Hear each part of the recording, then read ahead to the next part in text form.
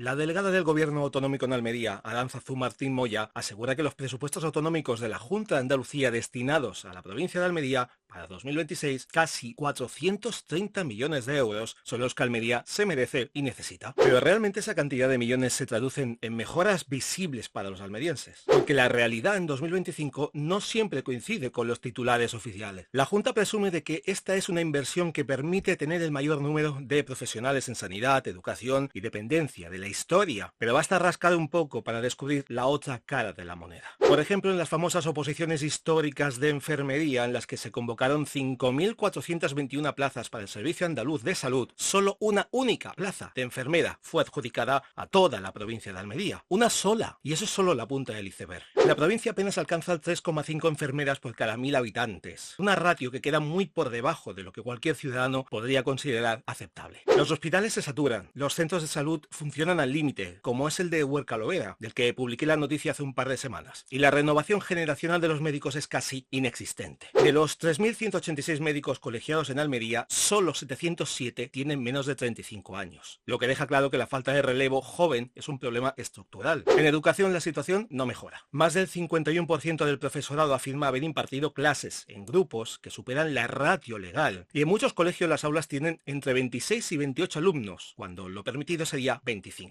En centros como el Centro de Educación Infantil y Primaria San Fernando, o San Indalecio, o Buenavista, o La Jarilla, estas sobrecargas se traducen en atención limitada, frustración y menos calidad educativa. La atención a alumnos con necesidades especiales es aún más dramática. Profesionales saturados, con sesiones de apenas 15-20 minutos por alumno y ratios imposibles de cumplir. Luchan por atender a todos. Por ejemplo, en 2023 en Tíjola, en el Centro de Educación Infantil y Primaria Sagrado Corazón de Jesús, con más de 30 niños con necesidades especiales, solo contaba con un especialista 3 días a la semana, incapaz de cubrir la demanda real. Solo podía atender a 22 de ellos. Aunque desde 2018 se ha incrementado un 36,78% el número de profesionales, sigue siendo insuficiente frente a la realidad del día a día de la provincia. En Olula de Río, en el Antonio Relaño, se ha denunciado la aparición de grietas en las paredes de las aulas. El salón de actos está cerrado por el mal estado de las instalaciones, y en un instituto de Cabo de Gata, la escena se repite con otras formas de abandono.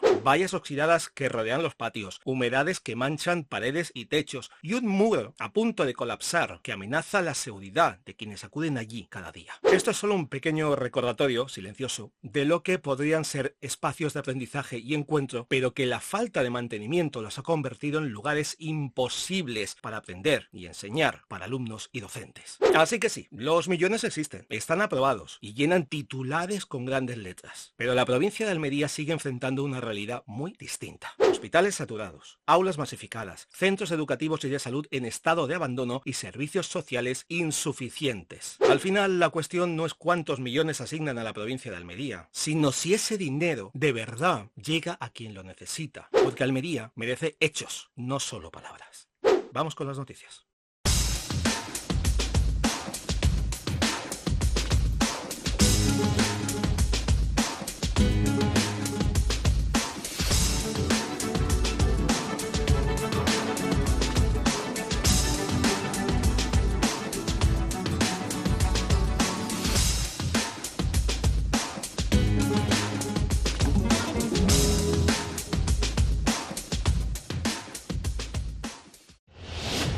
La Audiencia Provincial de Almería ha confirmado la prórroga de 6 meses en la investigación del llamado caso Mascarillas, que analiza presuntas comisiones ilegales en contratos de material sanitario durante la pandemia. El tribunal ha rechazado el recurso del ex vicepresidente de la Diputación, Óscar Liria, y de su pareja contra la decisión del Juzgado de Instrucción número 1 que amplió el plazo para seguir con las diligencias. La audiencia considera que la prórroga se dictó dentro del plazo legal y con motivación suficiente, recordando que la causa sigue siendo compleja por los informes pendientes de la Guardia Civil y de la Policía Judicial.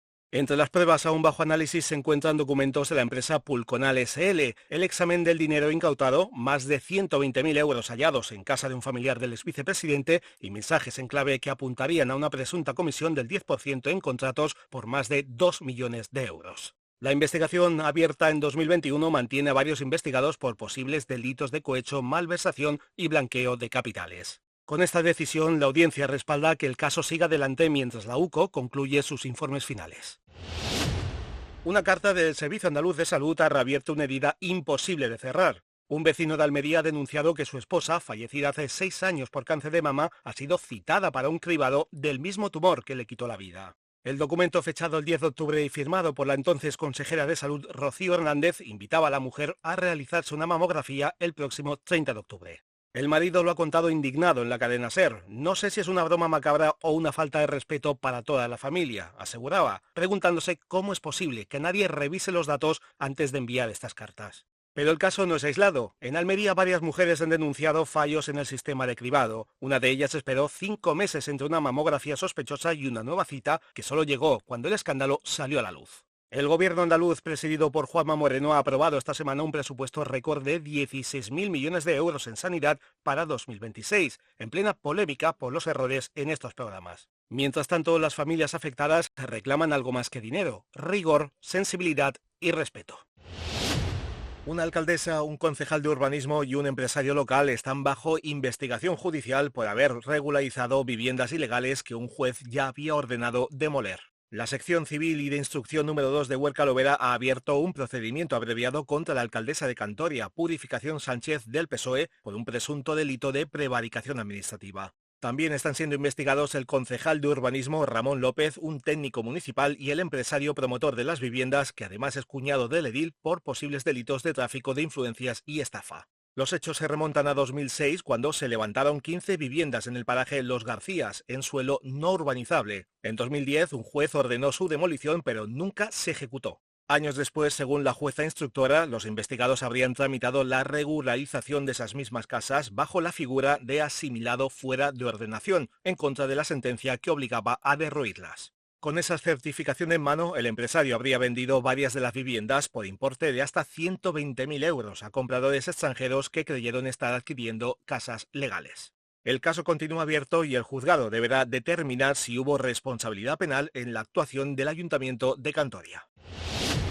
En Almería hay entidades que no solo hablan de inclusión, la hacen posible. Por ese motivo, Asalsido Down Almería acaba de recibir un reconocimiento andaluz que celebra precisamente eso, la inclusión. El Instituto Andaluz de la Juventud ha concedido a Asalsido uno de los premios Juventud Andaluza 2025 por su trayectoria en la inclusión sociolaboral de personas con síndrome de Down y otras discapacidades intelectuales. El acto tuvo lugar en El Rocío, con la presencia de la consejera de Inclusión Social, Lolen López, y el director del Instituto Andaluz de la Juventud, Pedro Antonio Ramírez. El gerente de Asalsido, Pedro Gómez, recogió el premio acompañado por Marina Gómez y Sara Bendawet, dos jóvenes con síndrome de Down que hoy trabajan y viven con plena autonomía. Durante su intervención, Gómez recordó que el empleo cambia vidas. Añadió que cuando una persona con síndrome de Down accede a un trabajo, todo cambia, mejora su autoestima, gana independencia económica, amplía sus relaciones y se siente útil, valorada y parte activa de la sociedad. Actualmente Asalsido cuenta con 37 personas trabajando en empresas ordinarias y en su centro especial de empleo. El gerente agradeció a las empresas su confianza y al equipo de la entidad su compromiso. Y fueron Sara y Marina quienes pusieron el broche final con una frase que emocionó a todos. Gracias a todos por ayudarnos a tener un trabajo. Contamos con vuestro apoyo. Con un traje de su abuela y el apellido de su abuelo Julio, gitano del desierto de Tabernas, su mayor inspiración. Así recogía Noelia Cortés, albojense de 29 años, el premio Gitanos Andaluces a la divulgación cultural. Fue el 24 de octubre en Torremolinos durante la 15ª edición de los galardones que entrega la Federación Andaluza Hermandad Gitana. El reconocimiento llega tras una trayectoria que impresiona. A los 22 ya era referente en redes por su defensa de la igualdad entre clases, géneros y pueblos. Publicó su primer poemario, Del mar y la muerte, en 2021. Un año después, el ensayo Las higueras de las gitanas, y a los 25 su voz sonó en el Parlamento Europeo hablando de feminismo romaní. Cortés dedicó el premio al pueblo gitano de Almería y recordó con emoción a su abuelo Julio. Me hace recordar con ternura las mañanas, acompañándole mientras vendía sus canastos en el mercado, sus anécdotas, sus consejos. Lo he recibido pensando en él. También propuso que los artistas de la chanca sean reconocidos en futuras ediciones. Afirmó que la responsabilidad es la de siempre, procurar no envenenar las aguas de nuestra memoria histórica, no participar de nada que las enturbie o nos haga el camino más complicado, y dejar allí por donde vaya pasando con mi trabajo unos cuantos retales de nuestra manera de mirar y sentir. Eso es lo que humildemente está en mi mano y llevo haciendo desde que comencé a escribir. Una voz joven, firme y almeriense que ya es referencia en la divulgación de la cultura gitana. Sin hogar, pero con sueños. Ese ha sido el lema del acto que Cáritas Diocesana de Almería celebró el martes 28 de octubre en la Rambla Federico García Lorca, dentro de la campaña Nadie sin Hogar 2025. Un encuentro que reunió a entidades como Cruz Roja, los Hermanos Franciscanos de la Cruz Blanca, el Comedor Social La Milagrosa, el MHS y el Ayuntamiento de Almería para visibilizar una realidad cada vez más urgente, el sinhogarismo. Solo entre enero y septiembre, Cáritas ha atendido a 319 personas sin hogar en la provincia. La mayoría hombres inmigrantes procedentes de países africanos y latinoamericanos, jóvenes entre 18 y 30 años que llegaron con la esperanza de alcanzar una vida mejor, pero acabaron sin techo, sin idioma y sin oportunidades. También hay españoles, unos 120, que arrastran problemas de falta de empleo, falta de apoyos familiares, problemas de consumo y salud mental. Y mujeres cuya situación más invisible está marcada por la pobreza y la violencia de género. Durante el acto, Mari Carmen Torres, directora de Cáritas, recordó la necesidad y la urgencia de seguir sensibilizándonos como sociedad y continuar interpelando a las administraciones públicas, garantes de los derechos humanos, y al resto de la sociedad acerca de la realidad que están viviendo estas personas. El concejal Óscar Bleda destacó que cualquier persona por cualquier situación nos podemos ver en esta situación. Subrayó que es importante que todo el mundo tienda la mano para poder hacer posible que estas personas vuelvan a recuperar sus vidas y puedan ser felices. En este día, Cáritas lanza un mensaje claro. Toda persona tiene derecho a una vida digna y a no dejar de soñar.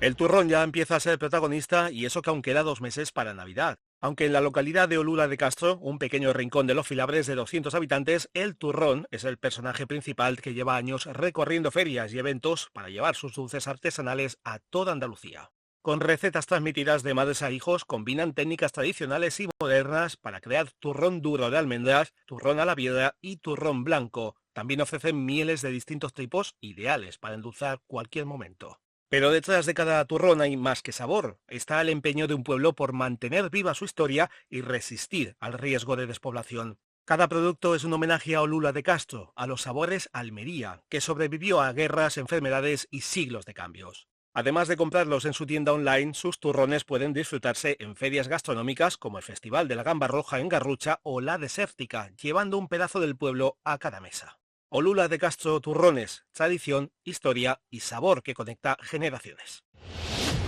Hasta aquí las noticias de esta semana. Dale like si te gusta lo que hago, suscríbete y comparte para apoyar este canal. Y recuerda, si quieres denunciar algún problema en tu barrio o localidad, envíalo con pruebas y se reenviará a la administración que corresponda. Aquí tu voz cuenta y será escuchada.